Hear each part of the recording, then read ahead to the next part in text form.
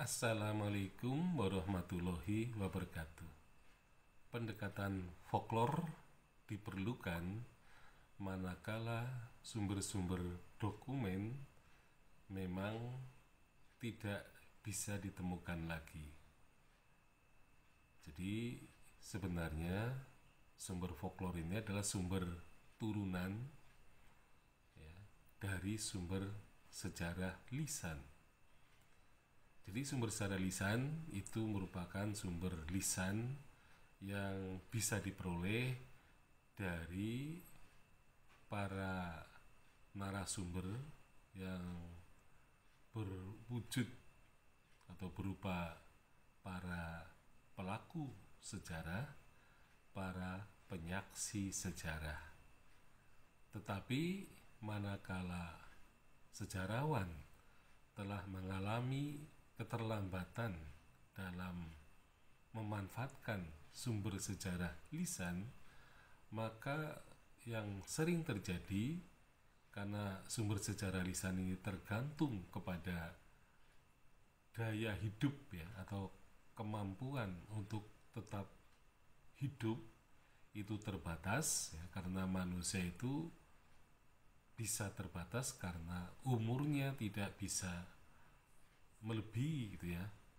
Kalau manusia modern ukurannya adalah ukuran Rasul, itu 60 antara 60 sampai 70 tahun ya.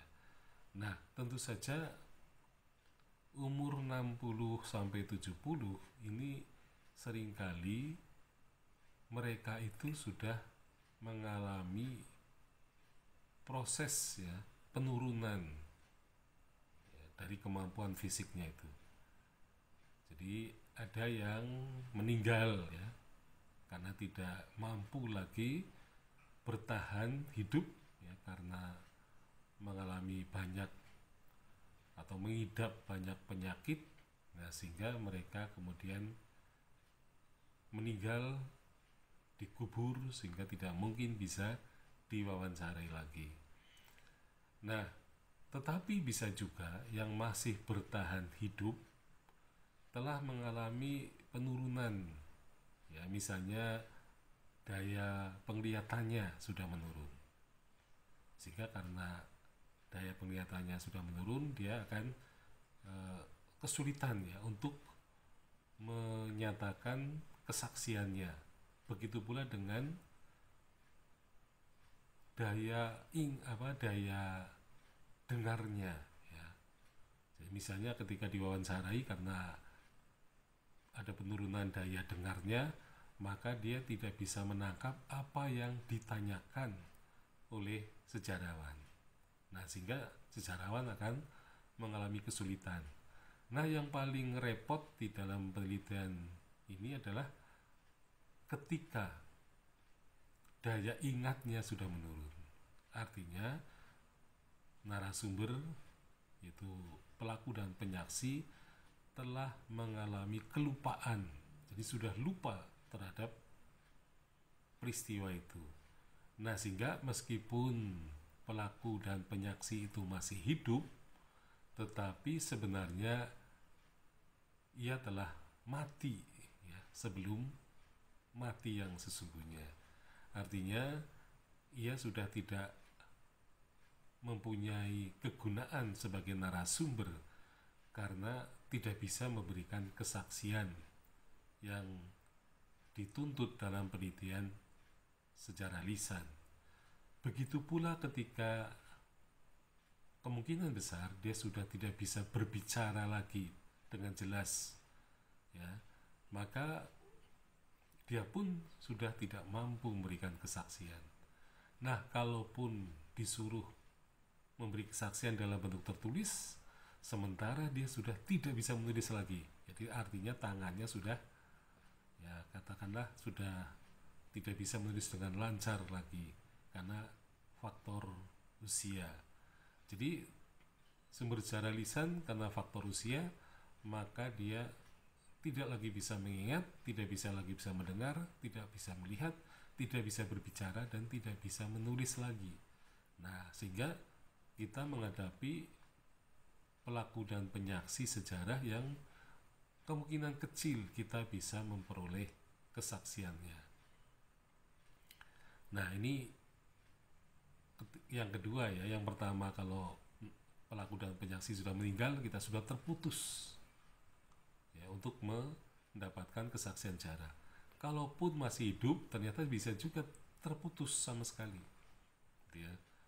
Nah, jadi oleh karena itu harus disadari bahwa penelitian sejarah lisan ini harus dilakukan secepatnya atau sesegera mungkin agar jangan sampai para pelaku dan penyaksi ini terlanjur meninggal dunia atau masuk ke liang lahat. Nah, tetapi di satu sisi ada suatu keuntungan atau kemungkinan lain ya, ketika para pelaku dan penyaksi ini telah memberikan kesaksiannya kepada teman-temannya, kepada saudaranya, kepada istrinya, kepada anak-anaknya.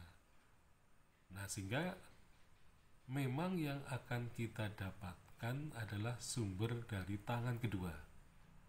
Jadi bukan sumber primer. Jadi sumber primernya adalah para pelaku dan penyaksi. Tetapi ketika para pelaku dan penyaksi itu sudah meninggal dan dia sempat memberikan kesaksian kepada orang lain, maka orang lain ini adalah sumber kedua atau sumber sekunder.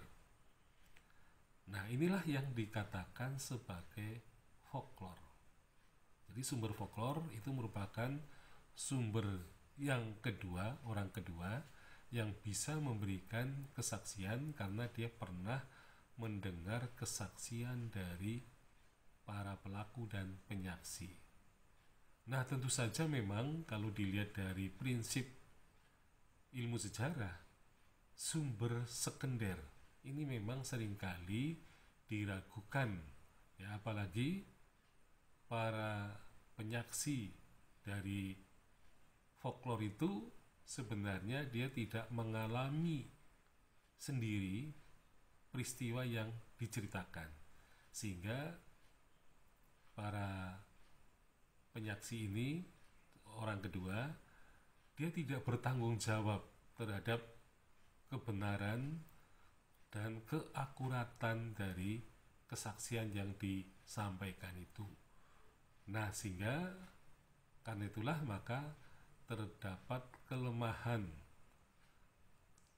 ya pada sumber yang sekunder itu, sehingga sejarawan harus lebih kritis ketika melakukan kritik terhadap sumber sekunder ini.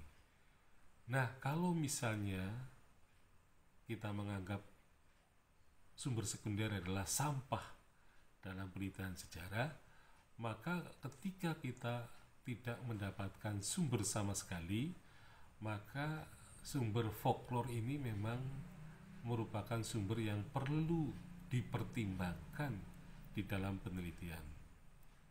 Jadi pertimbangannya adalah daripada tidak ada sumber sama sekali, maka sumber folklore pun bisa dimanfaatkan dalam penulisan sejarah. Nah, kalau kita melihat kasus dalam ilmu hadis ya, itu memang kita melihat bahwa hadis, jadi ucapan Rasul, tindakan Rasul, apakah dia menolak dan mendiamkan, itu merupakan kesaksian dari para perawi hadis, dan perawi-perawi itu memang seringkali sudah mencapai misalnya 7 perawi ya. Satu hadis ada 7 perawi. Nah, di dalam ilmu hadis itu kalau ada perawi yang suka berbohong, maka kesaksiannya seringkali diragukan. Nah, tetapi karena dalam tradisi Arab yang namanya hadis itu diceritakan atau dikisahkan sesuai kata seseorang, jadi namanya disebut ya. Jadi siapa yang mengisahkan pertama-tama, yaitu Rasul, kemudian dikisahkan kembali oleh sahabat, kemudian oleh tabi'i dan tabi'in. Nah, kemudian kepada penerus-penerusnya, sehingga sampai 7 perawi. Nah, itu biasanya disebut nama-nama itu di dalam tradisi hadis. Tetapi pada tradisi folklore di Indonesia, kita itu hanya mendapatkan kata jere. Ya, jerenya itu tidak disebut si A, si B, si C. Sehingga karena tidak ada siapa yang merawikannya, maka folklore di dalam masyarakat Indonesia, terutama dalam tradisi Indonesia, itu tidak pernah menyebut siapa perawinya secara turun-temurun. Nah, sehingga orang mengatakan secara singkat jere, ya. Tapi jerenya tidak siapa saja yang pernah mengatakan itu.